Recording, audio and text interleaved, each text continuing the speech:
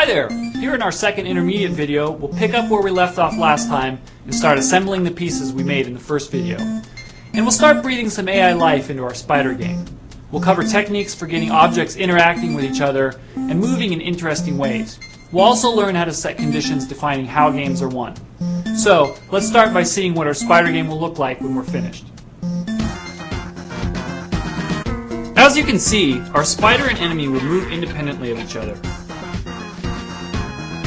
Then when the player taps the spider, he chases after the enemy and gives him a firm smackdown. Let's jump into assembly, then AI, and first create the starting AI for our spider. We'll start with the walking art, and then making it loop. What we're going to do is set at a location so that it appears randomly within an area. We'll define with a bounding box the area in which it appears randomly. Okay? Now for our trigger, what we'll want to do is at a specific time, and that time being exactly at 1-1, which is the beginning of the game. We'll have that be our trigger. And so moving on to action, we'll have it travel and roam. Using reflect, what the spider will do is it will roam within this area that we're defining.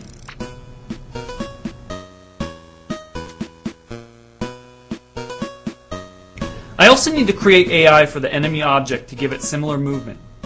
It's nearly identical though to what we did for the spider, so we'll skip ahead so you can see what the game looks like with both of them moving. So now with our objects in motion, let's introduce the main mechanic of our game, which is tapping the spider and making him hunt down the enemy. So we'll create a new AI for the big spider. So with the tap trigger, and of course tapping this object, we'll make the spider travel.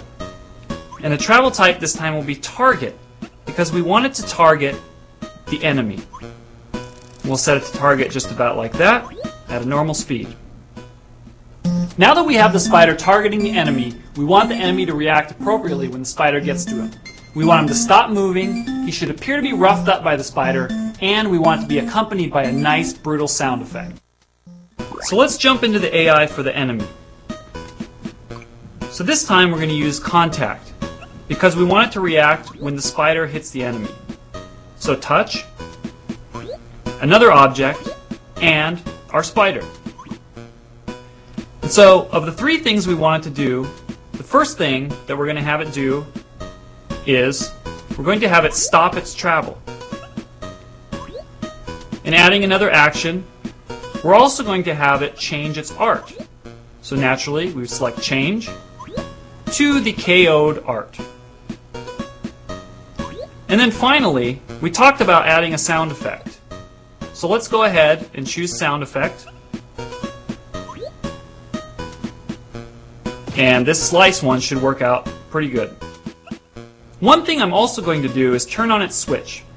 Every object has a switch that we can turn on and off as a means of communicating its status. Think of a switch like a flag that we can tell to rise and say, "Yoo-hoo! Something important just happened!" Switches can communicate this to other objects, and they can also be an indicator of whether or not a game has been won. So with that in mind, let's go into win conditions. Here we can choose to monitor the enemy switch and define the condition for winning the game to be when the switch turns on. So now that we're done with the AI and win conditions, we can see that everything seems to be working as it should. We tap the spider targets the enemy, and we win the game. And we can tell that the game can be won here since the enemy switch clearly turns on.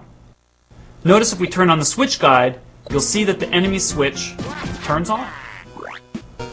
Okay, I think our game is ready to ship. So, that's it for our spider game, and for our intermediate level videos. I hope you picked up some new techniques that you can put into practice in your own games. Be sure to check out the advanced level tip videos when you have a chance.